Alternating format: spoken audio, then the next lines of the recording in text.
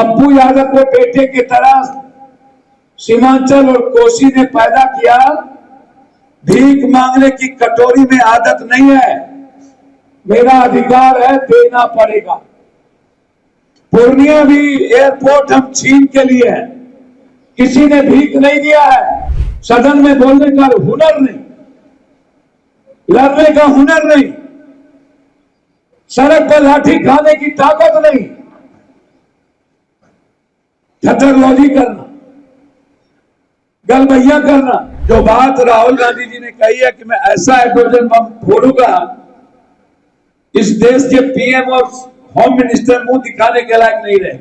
मैं आज भी सफर कर रहा हूं ना, तो उसका देन है सीमांचल कोसी ने अपने बेटे को ताकत नहीं दी। जिस दिन सीमांचल और कोसी की जनता हमको अपने बेटे की तरह ताकत दे दी, 3 महीने के अंदर हाईकोर्ट बेंच भी लाएंगे, उपराजधानी भी बनाएंगे और पूरी दुनिया को सीमांचल और कोसी में लाके दिखाएंगे कि विकास क्या होता है।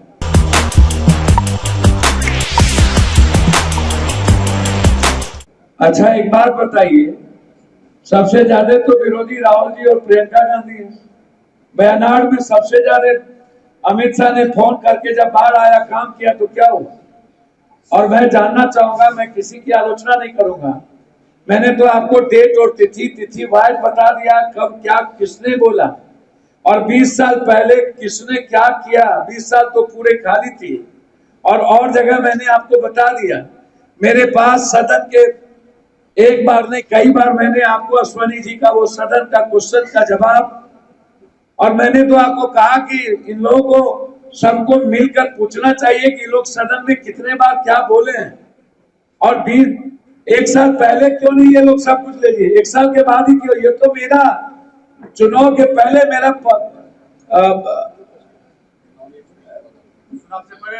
हमने वादा किया था, हमने मैनिफेस्टो दिया था, हम तो मैनिफेस्टो दे करके आए हैं। आप रुकवा दीजिए, है हिम्मत तो। और हम गाली नहीं देते, हम किसी को गाली ना देंगे ना देते हैं किसी भी कीमत पर। मैं गडकरी जी को सबसे ज्यादा विकास के रूप में सम्मान देता हूं, अटल जी का सम्मान सबसे ज्यादा करता हूं, इन लोगों से ज्यादा नीतीश जी का सम्मान मैं करता हूं। और जब आलोचना की बारी आती है वैचारिक, तभी मैं करता हूं। व्यक्तिगत में देश के प्रधानमंत्री हैं, वो मेरे भी प्रधानमंत्री हैं। मेरा सीधा सवाल है, मेरे जीतने के पहले सब कुछ क्यों नहीं? मेरा सीधा सवाल है कि सदन में कौन लड़ रहा है, और जब जब जो मुद्दे आए हैं मैंने प्रेस को देते गया हूं कि इस तर्ज पर यहां से चलेगा।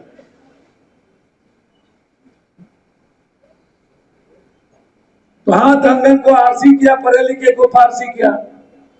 बगल में भागलपुर है, वहां से वंदे भारत क्यों नहीं, वहां से राजधानी क्यों नहीं? वैशाली कौन लाया? और मैं तो कह रहा हूं हमको सहयोग करें, मीरगंज में, मोहनपुर में और जानकी नगर में बनाने के लिए। हम तो कह रहे हैं कि हमको सहयोग करें उपराजधानी बनाने के लिए, हाईकोर्ट बेंच बनाने के लिए। हम तो लड़ रहे हैं, सहयोग करिए। हम तो स्वागत करेंगे लसी जी का जब सहयोग करेंगे। जब आप लोकसभा में है ही नहीं, क्वेश्चन आपका है ही नहीं, प्रधानमंत्री देश का है, एनडीए का नहीं, मुख्यमंत्री बिहार का है, एनडीए का नहीं। और जिसके जुबान में दम होता है और बाजू में, विकास वही करता है, एनडीए नहीं करता। पूर्णिया सीमांचल कोसी दुनिया के मानचित्र में जाए, इसके लिए सबके सहयोग की जरूरत है। मुझे हम लोग मिलकर काम करें, श्रेय लेने का कोई औचित्य और मतलब नहीं है। 20 साल हम पूर्णिया में नहीं थे। आश्चर्य होगा, जब से वैशाली शुरू हुई थी, बरौनी से 1 इंच भी वैशाली आगे पीछे नहीं हुआ था। मधेपुरा के सांसद बनते ही सबसे पहले वैशाली को हम सहरसा लाए। कोई कल्पना भी नहीं कर सकता था। जन अधिकार के नाम से जनहित ट्रेन का नाम हमने दिया। हम सफर बंद कर दिया गया, जिनका उद्घाटन हमने ही कटिहार पर किया।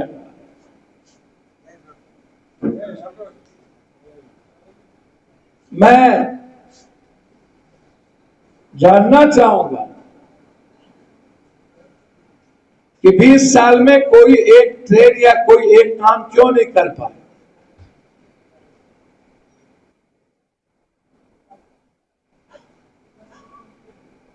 और ये सब काम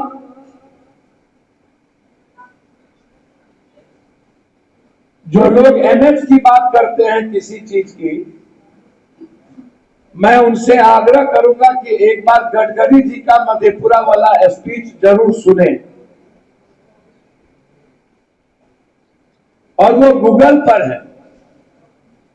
उन्होंने कहा था कि मैं जितना एनएच कोसी सीमांचल को दे रहा हूं, वह पूरा का पूरा श्रेय और जिम्मेदारी पप्पू यादव को जाता है। पप्पू यादव ही ये सारे एनएच लगातार क्वेश्चन और हमसे आग्रह करके 3 बार मैंने प्रोग्राम कैंसिल किया। उसके बाद आज हम पप्पू यादव को कोसी सीमांचल में लगभग एनएच में दे रहा हूं। ये मैंने नहीं कहा, मंत्री ने कहा।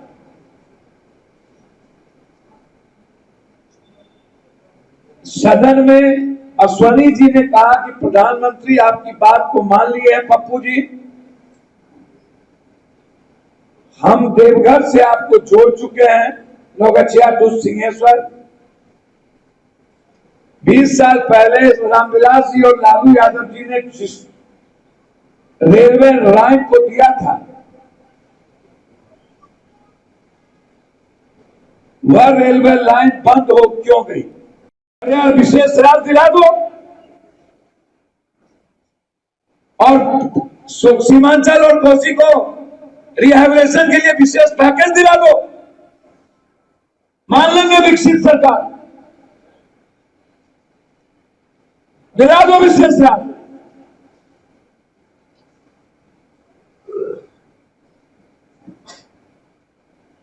ना विशेष राज, ना ही विशेष पैकेज। प्रधानमंत्री जी से एक करबद्ध विनती है। कल मैंने पीयूष गोयल से कल परसों में मिला था। पूर्णिया को विशेष रिहैबिलिटेशन के मामले में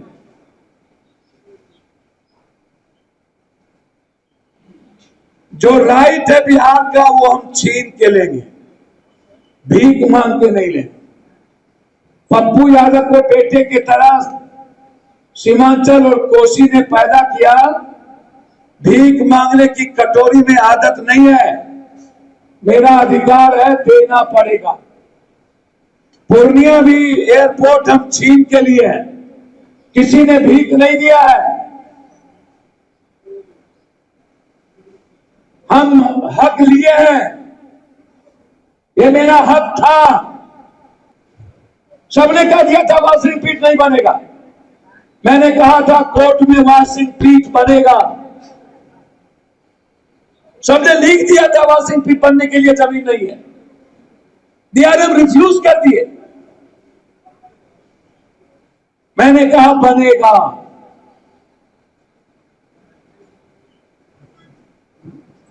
हरदा में ओवर, नेवाला चौक पर ओवर ब्रिज, 0 माइल पर ओवर ब्रिज, गेराबाड़ी में ओवर ब्रिज, कुर्सेला में ओवर ब्रिज 2 बार में माननीय गडकरी जी ने सेंक्शन कर दिया। और ओवर ब्रिज का सेंक्शन हो गया। नेवाला चौक, हरदा, 0 माइल, गेराबाड़ी और कुर्सेला। ले लेते आप, पहले ही पूर्णिया की जनता को जाम से मुक्ति दिला देते। एनडीए विकसित, बाहर है विकसित। सदन में बोलने का हुनर नहीं, लड़ने का हुनर नहीं, सड़क पर लाठी खाने की ताकत नहीं, ठट्टरबाजी करना, गलबैया करना और नागरिक मंत्री नायडू का बयान होकर रिकॉर्ड सुन ले और मंच पर भी नायडू जी का सुन लेंगे। मैं भी यहीं का सांसद हूं, यहीं का बेटा हूं।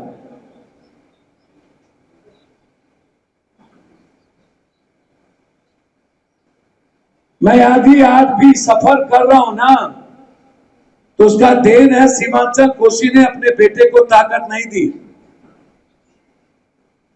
जिस दिन सीमांचल और कोसी की जनता हमको अपने बेटे की तरह ताकत दे दी, 3 महीने के अंदर हाईकोर्ट बेंच भी लाएंगे, उपराजधानी भी बनाएंगे और पूरी दुनिया को सीमांचल और कोसी में लाके दिखाएंगे कि विकास क्या होता है। 3 महीना जो वादा करेंगे वो पूरा करेंगे। उगते सूरज को सब प्रणाम करते हैं, डूबते को लगता है यह बिहार की ही परंपरा है कि छत में प्रणाम की जाती है। आपको तो छोड़ दिया लगता है डूबते हुए। और ये साबित हो गया है कि राहुल गांधी जी की आंधी चल चुकी है। राहुल गांधी जी जिस मुद्दों पर आज तक बोलते रहे हैं, जीएसटी पर जो बात राहुल गांधी जी ने कही थी, उसको स्वीकार करना पड़ा नरेंद्र मोदी जी। ये भारत की जनता की जीत है। राहुल गांधी जी ने जिस किसानों के मुद्दों पर बात की थी, ये भारत है मोदी जी। यहां के किसान सबको झुकाते हैं और आपको झुकना पड़ा, लेकिन आपने बिल वापस लिया। राहुल गांधी जी ने आपको नोटबंदी और जीएसटी पर भी कहा था। आज तक जो हमारे नेता राहुल गांधी ने जो मुद्दे रखे वो सब सच साबित हुए। जाति जनगणना राहुल गांधी का आपको स्वीकार करना पड़ा, झूठी सही। इसलिए बिहार राहुल गांधी जी के नेतृत्व में चल चुका है। कांग्रेस वर्कर और कांग्रेस पार्टी सारे गठबंधन को साथ लेकर चलेंगे। हमारे नेता हमेशा कहते रहे हैं, जब कोरोना आया था तब भी और आज भी उन्होंने जो बात कही है, आप चुनाव के निकट भविष्य में जो बात राहुल गांधी जी ने कही है कि मैं ऐसा हाइड्रोजन बम फोड़ूंगा, इस देश के पीएम और होम मिनिस्टर मुंह दिखाने के लायक नहीं रहे, तो निश्चित रूप से इस देश की जनता राहुल गांधी जी के विश्वसनीयता पर और उसकी सच्चाई पर 200% ट्रस्ट करने लगी है। और पूरे देश की जनता कह रही है कि अब यह देश सुरक्षित सिर्फ राहुल गांधी के हाथ में। सीमांचल में सर आप बोलते हैं कि जननायक की पार्टी देखते हैं तेजस्वी यादव। देखिए, मैं विवाद में आपके तरह नहीं जाऊंगा। घर में यदि अपने बाल बच्चे को कोई कुमार साहब, लाल साहब, नूनू बाबू, तोता बाबू प्यार से कह दे तो उसका राजनीतिक मतलब नहीं निकालना चाहिए। और मैं किसी भी मुद्दों पर जब बोलता हूं तो दिल से बोलता हूं, राजनीति नहीं करता। और बिहार की जनता और युवाओं ने राहुल गांधी को सपोर्ट किया। राहुल गांधी जी के इस 16 दिन की यात्रा ने हमें इंदिरा गांधी जी, नेहरू जी, राजीव जी और कांग्रेस की सरकार की याद ताजा कर दी। हमारे साथ जो होता है अच्छा होता है। आजकल तेजस्वी जी डांस कर रहे हैं, क्या कहें? अच्छा, एक बात बताइए, सबको अपने लाइफ के लिए जीने का राइट है। कोई बंद कोठरी में डांस करता है, कोई ओपन करता है, तो उसमें आपको क्या प्रॉब्लम है? आप डांस नहीं करते हैं मौका नहीं मिला। और पत्नी के साथ आप नहीं करते तो आज कर लीजिए। नहीं, पत्नी नहीं जानती है तो पड़ोसी के साथ कर लीजिए। इसका व्यवस्था तो आपको करना है। हाँ, तो हम देख लेंगे, करवा देंगे। भैया एक बात आप हमको बताइए, मैंने कहा कि कोसी सीमांचल जिसको साथ देती है उसकी सरकार बनती है। आप उठा के देख लीजिए, सभी जगह इंडिया गठबंधन जीती, यहां आके हार गई, सरकार नहीं बनी। लगातार नीतीश कुमार जी को कोसी सीमांचल अधिक विधायक की सीट देती है, सरकार बन जाती है।